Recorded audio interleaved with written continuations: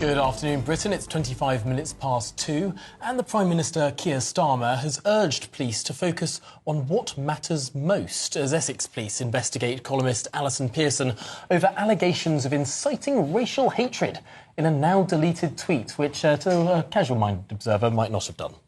Well, the incident has sparked heated debate over free speech and the enforcement of hate crime laws.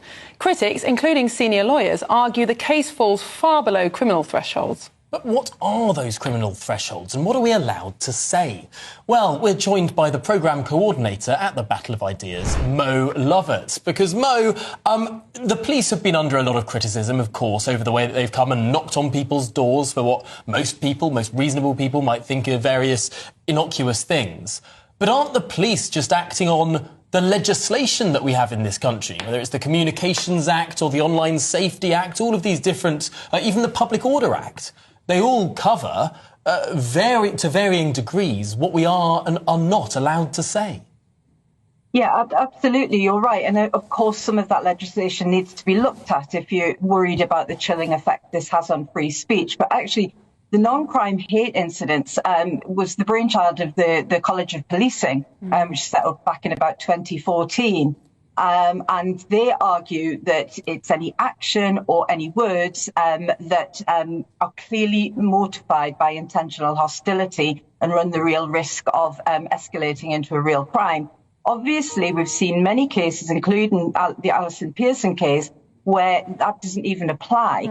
But let's take a step back from that as well, because let's look at how they are enacted, these non-crime hate incidents. So first of all, they're anonymised, so you can make a vexatious allegation against anyone. And if you perceive yourself to have been harmed, then that is reasonable grounds for somebody to be investigated. You don't have to provide any evidence, and you don't even have to provide any justification as to why it's a so-called hateful act. So instantly you can see this is an entirely subjective thing that's very open to vexatious complaints.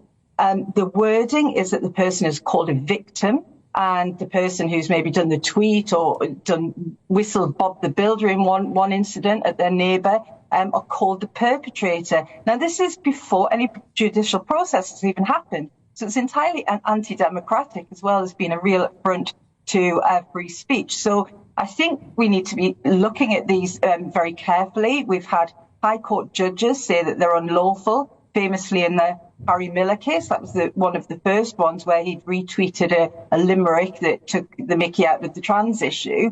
And he won that case against homicide police.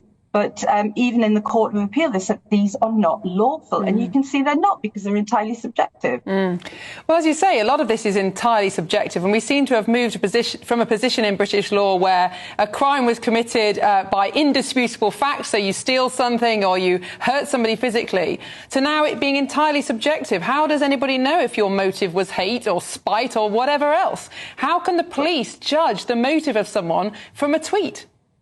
Well, that's why people call it a thought crime, because obviously, if something's hateful, you have to prove that person was intending to be hateful. Actually, with this, it's even worse, because you don't even have to prove it. You just have to feel hurt by it. So in so many ways, this is a real affront to democracy and to free speech. And as we've seen in the case of Alison Pearson, that she wasn't even told what her alleged offence was.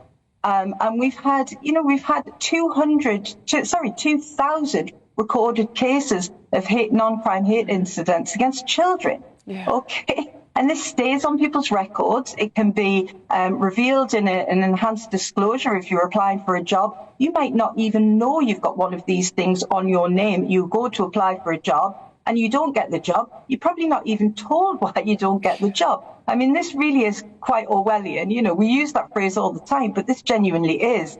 And, Keir Starmer may have, sort of had a moment of conscience now, but let's not forget when Suella Braverman was Home Secretary, she told the College of Policing that they had to tighten up this. There had to be a real risk of escalation.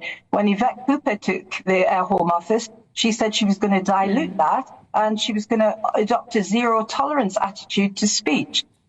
So, I'm glad this has blown up in the way it has and that people are seeing the ridiculousness of it. But we need to see some real action now so that this stops happening to not just journalists, but ordinary people. Well, thank you so much, Mo Lovatt, for talking through those issues. I mean, it's a huge, huge concern that whenever we talk to anyone about, even politicians, they'll say, oh, how ridiculous this is. And then they won't do anything to change it. It's the most frustrating thing. But Mo Lovatt of the Battle of Ideas, thank you so much for talking through it with us. Well, I think that's the problem, Tom. To change it, you would need a repeal of an awful lot of legislation that's happened since 1997. Now, you could argue the last Conservative government